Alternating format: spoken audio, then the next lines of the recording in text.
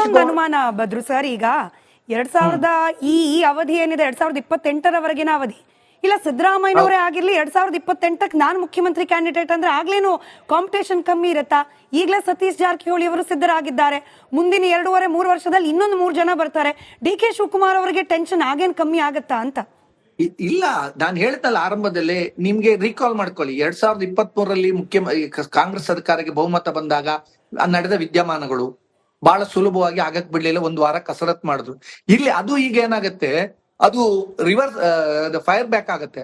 ಈಗ ನೋಡಿ ಏನಾಗತ್ತೆ, ಒಬ್ಬರಿಗೆ ಒಂದು ಹುದ್ದೆ ಅನ್ನೋದು ಚರ್ಚೆ, ಒಬ್ಬರಿಗೆ ಒಂದು ಹುದ್ದೆ. ಮೊದಲ ಟಾರ್ಗೆಟ್ ನೋಡಿ, ಸಿದ್ದರಾಮಯ್ಯ ಅವರ ನಂತರ ಡಿ.ಕೆ. ಶಿವಕುಮಾರ, ಅಥವಾ ಸಿದ್ದರಾಮಯ್ಯ ಅವರು ನವೆಂಬರ್ ಅಲ್ಲಿ ಇಳಿತಾರ, ಡಿ.ಕೆ. ಶಿವ ಮುಖ್ಯಮಂತ್ರಿ ಆಗ್ತಾರ ಅನ್ನೋದಕ್ಕಿಂತ ಮೊದಲ ಚರ್ಚೆ ನಡೀತಾ ಇರೋದು ಸ್ಮಿತಾ, ಕೆಪಿಸಿಸಿ ಅಧ್ಯಕ್ಷ ಸ್ಥಾನದ ಬಗ್ಗೆ. ಹೌದಾ ಅಲ್ವಾ?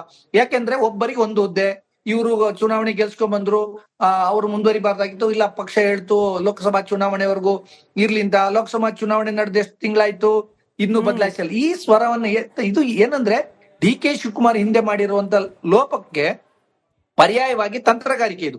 ಈಗ ಅವ್ರನ್ನ ಕಾಲ ಹೇಳಿದ್ರೆ, ಅವ್ರನ್ನ ಒಬ್ಬರಿಗೆ ಒಂದು ಹುದ್ದೆ ಅನ್ನೋ ಬಂದಾಗ ಸಹಜವಾಗಿ ಸ್ಮಿತಾ, ಒಂದು ರಾಜಕೀಯದಲ್ಲಿ ಕೆಪಿಸಿಸಿ ಅಧ್ಯಕ್ಷ ಸ್ಥಾನವನ್ನ ಏನಾದ್ರೂ ಡಿ.ಕೆ. ಶಿವಕುಮಾರ್ ಕಳ್ಕೊಂಡು ಕೇವಲ ಉಪಮುಖ್ಯಮಂತ್ರಿಯಾಗಿ ಮುಂದುವರೆದು ಮುಂದೆ ನನಗೆ ಸಿಗಬಹುದು ಅನ್ನೋ ಲೆಕ್ಕಾಚಾರದಲ್ಲಿ ಇದ್ರೆ, ಅವರು ಸಹಜವಾಗಿ ಪಿಸಿಸಿ ಅಧ್ಯಕ್ಷ ಸ್ಥಾನವನ್ನು ಕಳ್ಕೊಂಡ ತಕ್ಷಣ, ಅದಕ್ಕೆ ಬೇರೊಬ್ಬರು ಬಂದ ತಕ್ಷಣ ಅವ್ರು ತುಂಬಾ ವೀಕ್ ಆಗ್ತಾರೆ. ನೆಕ್ಸ್ಟ್ ಬ್ರೇಕಿಂಗ್ ನೀವು ಲೀಡ್ ಕೊಟ್ರಿ ಬದ್ರು ಸರ್, ಸಂಪರ್ಕದಲ್ಲಿರಿ.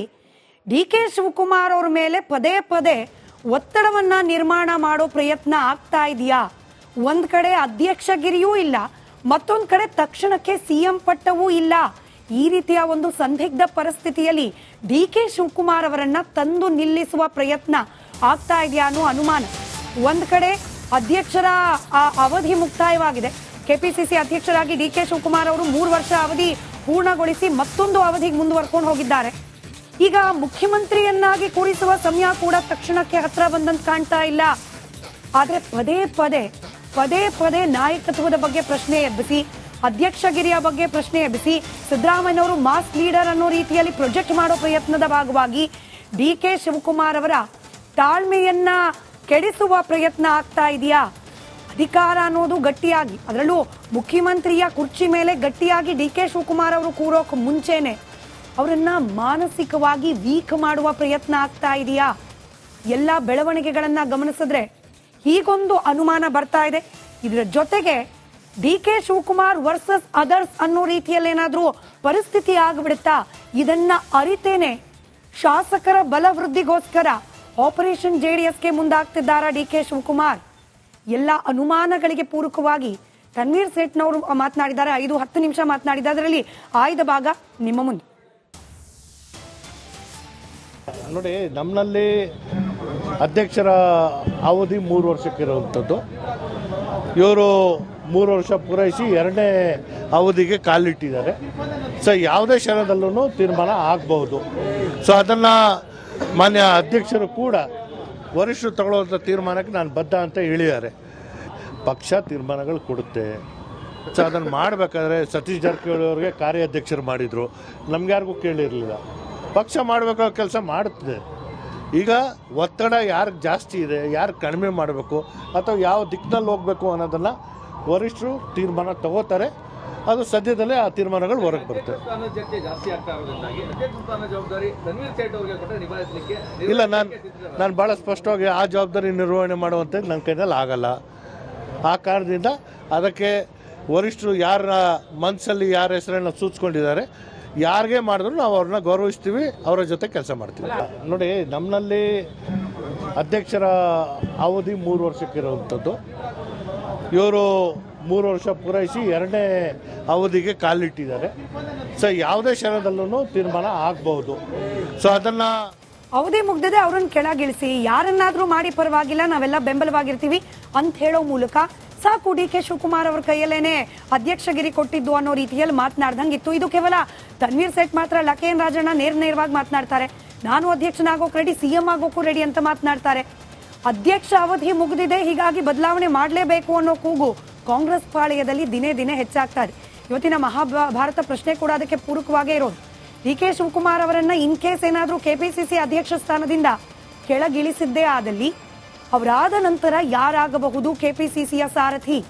ಡಿ ಕೆ ಸುರೇಶ್ ಅವರ ಪರವಾಗಿ ಡಿ ಕೆ ಶಿವಕುಮಾರ್ ಅವರು ಸಹಜವಾಗಿ ಬ್ಯಾಟ್ ಬೀಸ್ತಾರೆ. ಹೀಗಾಗಿ ಡಿ ಕೆ ಸುರೇಶ್ ಅವರು ಆಗುವ ಸಾಧ್ಯತೆ ಇದೆಯಾ? ಲಿಂಗಾಯತ ಕೋಟಾದ ಅಡಿಯಲ್ಲಿ ಎಂ ಬಿ ಪಾಟೀಲ್ರು ಆಗುವ ಸಾಧ್ಯತೆ ಇದೆಯಾ? ಅಥವಾ ಸತೀಶ್ ಜಾರಕಿಹೊಳಿ ಅವರು ಆಗುವ ಸಾಧ್ಯತೆ ಇದೆಯಾ? ಯಾರೆಲ್ಲ ವೋಟ್ ಮಾಡಿದ್ದೀರಿ ಧನ್ಯವಾದ, ಯಾರೆಲ್ಲ ಮಾಡಿಲ್ಲ ಸ್ಕ್ರೀನ್ನ ಮೇಲೆ QR ಕೋಡ್ ಕಾಣಿಸ್ತಾ ಇದೆ, ಸ್ಕ್ಯಾನ್ ಮಾಡಿ ನಿಮ್ಮ ಅಭಿಪ್ರಾಯ ತಿಳಿಸಬಹುದು. ಕಾರ್ಯಕ್ರಮದ ಕೊನೆಯಲ್ಲಿ ಯಾರ ಪರವಾಗಿ ಹೆಚ್ಚಿನ ವೋಟ್ ಲಭ್ಯವಾಗಿದೆ ಅನ್ನೋದನ್ನ ತಿಳಿಸ್ತಾ ಹೋಗ್ತೀನಿ. ಬದ್ರುದ್ದೀನ್ ಸರ್ ಇದ್ದಾರೆ ನನ್ನ ಜೊತೆಯಲ್ಲಿ ನೇರ ಸಂಪರ್ಕದಲ್ಲಿ. ಬದ್ರು ಸರ್, ಈ ಬ್ರೇಕಿಂಗ್ ಅಲ್ಲಿ ಎಸ್ಪೆಷಲಿ ನಾವೇನ್ ಕನ್ವೆ ಮಾಡ್ಲಿಕ್ಕೆ ಹೊರಟಿದ್ವಿ ಅಂದ್ರೆ ಡಿ ಕೆ ಶಿವಕುಮಾರ್ ಅವರನ್ನ ಸಿಂಗಲ್ ಮಾಡಿ ಗೇಮ್ ನೋಡುವ ಪರಿಸ್ಥಿತಿ ನಿರ್ಮಾಣ ಮಾಡುವ ಹಂತದಲ್ಲಿದ್ದಾರಾ ಸಿದ್ದರಾಮಯ್ಯ ಬಣದವರು? ನಾನು ಹೇಳಿದ್ನಲ್ಲ ಆರಂಭದಲ್ಲಿ ವಿಘ್ನ ಅಂದ್ರೆ ಸರ್ಕಾರ ಅಧಿಕಾರಕ್ಕೆ ಬಂದಾಗ ಈ ಪ್ರಕ್ರಿಯೆಗಳು ಅಂದ್ರೆ ಆ ವಿದ್ಯಮಾನಗಳು ಆಗದೆ ಹೋಗಿದ್ರೆ ನಾವು ಇವತ್ತು ನೀವು ಚರ್ಚಿಸುವ ಪರಿಸ್ಥಿತಿ ಬರ್ತಾ ಇರ್ಲಿಲ್ಲ. ನಿಜ. ಹಾಗಾಗಿ ಈಗ ಆ ತರದ ಪರಿಸ್ಥಿತಿ ನಿರ್ಮಾಣ ಆದಂಗೆ ಕಾಣ್ತಾ ಇದೆ. ಹೇಗೆ ಅಂತ ಹೇಳ್ತೀನಿ.